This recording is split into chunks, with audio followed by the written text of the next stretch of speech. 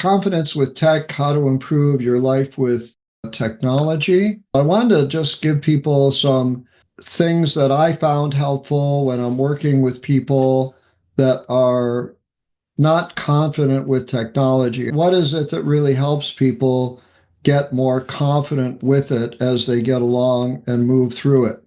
First of all, I want to answer a question and try to put people's minds at ease about what makes technology intimidating, because I run across that a lot. I've been teaching technology since 2007. I worked in the high-tech industry my whole career, and I see a lot of people that are intimidated by technology. And some of the issues they run across, they worry about getting stuck or lost with somewhere in their technology. They have a concern that it's too difficult to learn and that they'll be overwhelmed. Sometimes it evolves too quickly, and just when they get around to learning one type of software, application, or function, it updates, and software companies and technology companies update their technology a lot. But the important thing is that you're not alone in this. Everybody kind of deals with this more than you might think. So it's something that is in common with a lot of other people. Now, the important thing to understand is to focus on your own needs. What's important to you. It's okay to be slow. I mean, it's like doing anything else. If you're learning how to dance, if you're learning how to drive, if you're learning how to speak another language, it's okay to be slow. Asking questions is an important skill, and don't be afraid to ask questions. Having an environment where you can ask questions and they aren't judged is important to have. And if you are in an environment where people are getting impatient, then you've got to find a different learning environment and different group of people to be with that will help you. But also focus on learning what's going to help you. Don't worry about everything. Focus on what's important to you and understanding what it is you want to accomplish with the technology. Now, as adults, we have a different way of learning than when we're children. We do learn differently. Our brains are wired a little bit differently. They adapt and they learn things differently. One of the things that's important is repetition. Repetition builds a lot of confidence as you repeat things over and over and over again. I have a Spanish tutor, and one of the exercises she gives me is writing things out repeatedly over and over and over again. So if you learn something and you don't use it frequently, it's going to be more difficult to remember. But if you do something and repeat it and practice it over and over again, that will help you build confidence. And starting with some basic and important technology activities. We don't need to know everything about technology. In fact, it can be so overwhelming, it really can be a detraction to building up confidence. Starting with something basic, a task that you want to do, like, say, forwarding a photo to someone via text messaging. Start off with some things that are important to you. I had a friend that got an iPhone years ago, and I said, "What's really important to you?" He said, "Well, keeping in touch with family on Facebook." And I said, "Well, let's just focus on using Facebook, the social network, on your phone, and not worry about anything else right now." And that helped kind of get over this. It does so many things because our devices are made to be used by all types of people for all types of activities. That doesn't mean we need to learn those things. What's important is we start off with important technology activities that'll help us. Now, some examples of situations where, learning to video chat with grandchildren, that's a useful example. Using Google Maps to travel confidently and be more comfortable, and shopping online safely, knowing what shopping sites are useful, being able to order through shopping sites and understanding which ones are useful.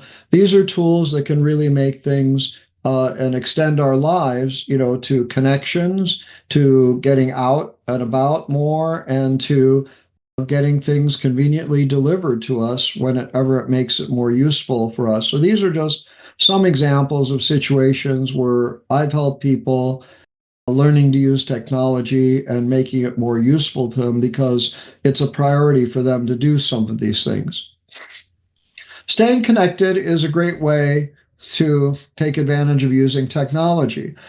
And connections are valuable. So using video calls like Zoom and Facebook and Apple, technology, whichever technology you're most comfortable with using, exchanging voice messages with people is helpful. And then sending text messages with photos and sharing things with people one-on-one. You don't have to be in a social network. You just have to be able to do these things. So these are ways to stay connected that can help people make use of the technology in a way that's valuable for them and helps them see that technology is going to be beneficial in some way for their daily life. Another way is feeling safe, having emergency contacts on your phone, having medical information on your device, and sharing location with your family are other ways to utilize technology that can help. When I travel, I share my location with a family member. I have my medical information on the device. We just did a session on Apple Watch where we talked about having emergency SOS and emergency contacts. And those are really helpful tools for being able to manage and increase the level of safety you've got, because emergency responders are trained in how to unlock our phones to see if they have any medical information on the device they can use to get medications or pre-existing conditions, and it can help you in those types of situations and build up more of a feeling of safety that can help you out too. Obviously, productivity helps. So using some of the voice assistants that are out there can be helpful. Some people take advantage of them. Some people might not be aware of all the things they can do, but they can help you without having to be able not necessarily need to type things in. Learning how to use your calendar to remember things for appointments. We all tend to forget it a little bit more as we get older. It's just a natural part of aging. And so setting reminders, using the calendar to help you remember events that you have to schedule or when you need to go something. And then also using doing searches with voice can be really helpful as well to be able to get to something faster without necessarily needing to know how to type it in. But both Apple and Android and Google and all the other web browsers out there have the ability for you to do searches with things and being able to type in a microphone and use the microphone to help you out. And so being productive and using these things can help you out a lot. Obviously, having fun, using it for entertainment. YouTube is a great channel for hobbies and other activities that you might be interested in. How-to instructions, training, just anything. TV shows and movies online, streaming services are really valuable. There's lots of brain games and puzzles out there as well that are available for entertainment as apps on your phone, as websites you can go to. A lot of websites like AARP and others have all kinds of resources for these types of things. And building a network of friends that you share things with can be really helpful as well, because having a technology buddy is kind of like having a swim buddy. If you have somebody that you swim with and you don't swim alone, you're going to be safer. And you can also share some experiences together and maybe exchange some information about things you may or may not know. So having a technology buddy or a technology friend that you exchange information with is really helpful as well. And you may learn new things. Part of what we do in Tech Explorer community is give people an ability to share things as part of our conversations. Lifelong learning, we talked about that, but doing search, Google's incorporated AI, artificial intelligence is out there, but there's also podcasts and audiobooks. If you don't take advantage of your library application, it's got lots of resources. We've got podcasts that are all free on all types of channels. listening to books. Your library has audiobooks available through their apps. Go to your local library branch and they can help you make sure you can get into the app and you can download and audiobooks, regular standard print books, and also magazines. You get access to a whole magazine library, and there's lots of free online classes that are offered by all kinds of people. There's just all kinds of things that are out there for you to take advantage of. Senior Planet, other types of things that are around that you can take advantage of. But there's lots of online classes. There's great courses that paid service, but they have a lot of online in-depth classes as well. And you may find all kinds of things available that you didn't know about if you just start, talking to people about what they are doing, learning things online. One thing that's important is practice. What I don't recommend is people try 20 new things. It's better to try one new thing and getting proficient at it. Practice it and practice it and practice it.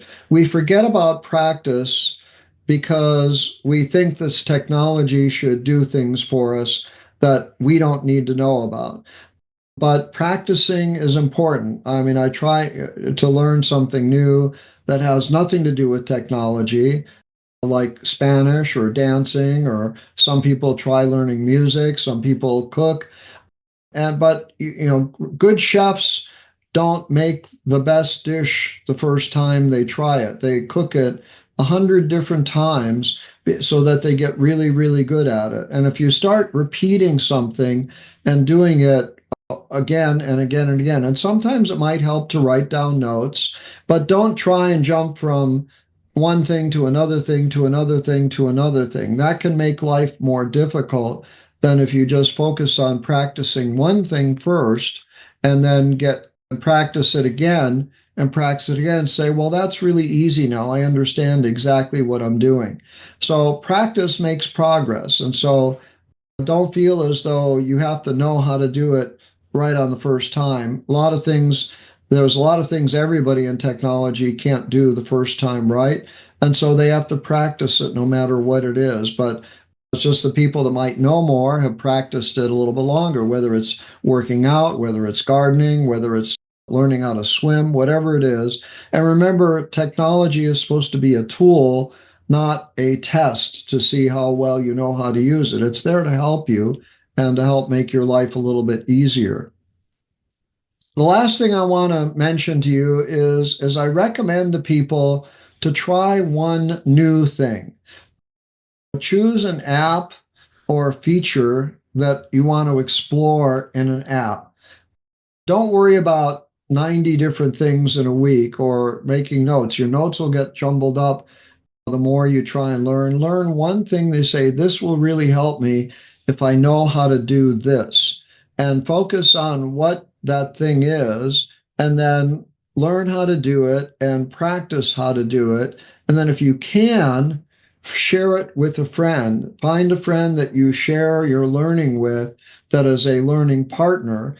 In schools, we have study groups and other things like that to pull people together to study in groups so that they exchange information and one person finds out one aspect, another person finds out another aspect. So having a friend that you can share things with makes it really helpful, because if you can explain to somebody else what you are doing or show them what you're doing, it helps reinforce your ability to be able to do it yourself. And that's one of the reasons I like doing classes, because I always learn something new whenever I'm trying to do a class.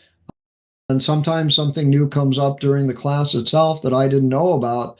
That's a new feature, a new function, or something that somebody else had discovered that I didn't know. And that's one way of learning as well. So you'll get better if you can find a friend to communicate with. And the communities that we participate in, what have to do with technology, are another way to share that information and make sure it's really more available to you.